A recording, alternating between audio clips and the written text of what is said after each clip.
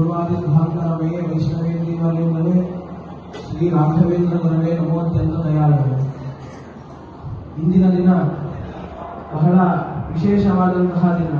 ಯಾಕೆ ಅಂತಂದ್ರೆ ಹಂಸನಾಮಕ ಪರಮಾತ್ಮನ ದಿವ್ಯ ಭವ್ಯ ಅವಿಚ್ಛಿನ್ನ ಪರಂಪರೆಯಲ್ಲಿ ಬಂದಿರತಕ್ಕಂತಹ ಪೂರ್ವ ಪೀಠಾಧಿಪತಿಗಳಾದಂತಹ ಶ್ರೀ ಶ್ರೀ ಸುಧೀಂದ್ರ ತೀರ್ಥ ಶ್ರೀಪಾದಂಗಳವರು ವೆಂಕಟನಾಥ ಎಂಬುವಂತಹ ವಿಪ್ರೋತ್ತಮರಿಗೆ ಈ ಪೀಠ ಪರಂಪರೆಯಲ್ಲಿ ಕುಳ್ಳಿರಿಸಿ ಪಟ್ಟಾಭಿಷೇಕವನ್ನು ಮಾಡಿ ಶ್ರೀ ರಾಘವೇಂದ್ರ ತೀರ್ಥರು ಎಂಬುದಾಗಿ ನಾಮಕರಣವನ್ನು ಮಾಡಿರುವಂತಹ ದಿನ ಈ ದಿನವಾಗಿದೆ.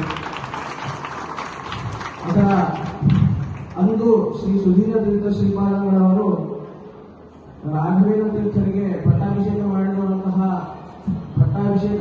ಮಾಡಿದ ದಿನದ ಸಾಂಕೇತಿಕವಾಗಿ ಈ ದಿನ ಶ್ರೀ ರಾಘವೇಂದ್ರ ತೀರ್ಥರ ಮೂಲ ಪಾಲಿಕೆಗಳಿಗೆ ಶ್ರೀ ಶ್ರೀ ಸುಧೀಂದ್ರ ತೀರ್ಥ ಶ್ರೀಪಾದಂಗಳವರು ಪಟ್ಟಾಭಿಷೇಕ ಕಾರ್ಯಕ್ರಮವನ್ನು ನೆರವೇರಿಸಿದ್ದಾರೆ. ಇಲ್ಲಿ ರಾಯರ ಪಾಲಿಕೆಗಳಿಗೆ ಯಾಕೆ ಅಷ್ಟು ಮಹತ್ವ ಅಂತಂದ್ರೆ ಭಗವಂತನ ಎರಡು ಪಾದಗಳು ಒಂದು ಜ್ಞಾನವನ್ನು ಕೊಡುತ್ತೆ, ಇನ್ನೊಂದು ಆನಂದವನ್ನು ಕೊಡುತ್ತೆ. ಇದನ್ನು ತಿಳಿಸಿಕೊಡುವಂತಹ ಪದ್ಯ ಈ ರೀತಿಯಾಗಿದೆ. ಸ್ವಿತ್ಯಾನಂದ ಸಮುದ್ದಿಷ್ಟೋ ವರಿತಿ ಜ್ಞಾನ ಮುಚ್ಚದೆ ಮುಕ್ತಿದಾನೇನ ತದ್ದಾನ ಸುವರಸ್ಯ ಪದದ್ವಯಂ ಎಂಬುದಾಗಿ. ಅಂದರೆ ಭಗವಂತನ ಒಂದು ಪಾದವು ಆನಂದವನ್ನು ಕೊಡುತ್ತೆ, ಮತ್ತೊಂದು ಪಾದವು ಜ್ಞಾನವನ್ನು ಕೊಡುತ್ತೆ. ಈ ಜ್ಞಾನಾನಂದಗಳನ್ನು ಕೊಡುವ ಮೂಲಕ ಮುಕ್ತಿಗೆ ಕಾರಣವಾಗಿದೆ ಭಗವಂತನ ಎರಡು ಪಾದಗಳು. ಅದೇ ರೀತಿ ಭಗವಂತನ ಪ್ರತಿಬಿಂಬ ರೂಪರಾದಂತಹ ಗುರುಗಳಾದಂತಹ ಶ್ರೀ ರಾಘವೇಂದ್ರ ತೀರ್ಥರ ಪಾದಗಳನ್ನು ಶ್ರೀ ನಾರಾಯಣ ಆಚಾರ್ಯರು ಈ ರೀತಿಯಾಗಿ ವರ್ಣನೆ ಮಾಡಿದ್ದಾರೆ.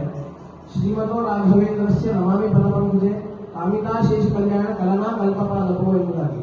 ಅಂದರೆ ರಾಯರ ಎರಡು ಪಾದಗಳು ಎರಡು ಕಲ್ಪವೃಕ್ಷಗಳಂತೆ ಇದೆ.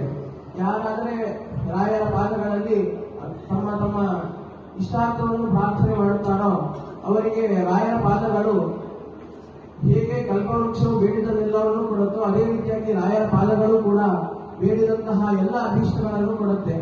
ಇಂತಹ ರಾಯರ ಪಾದಗಳಿಗೆ ಈ ದಿನ ಪಟ್ಟಾಭಿಷೇಕ ಕಾರ್ಯಕ್ರಮ ಎಂಬುದು ನಡೆದಿದೆ.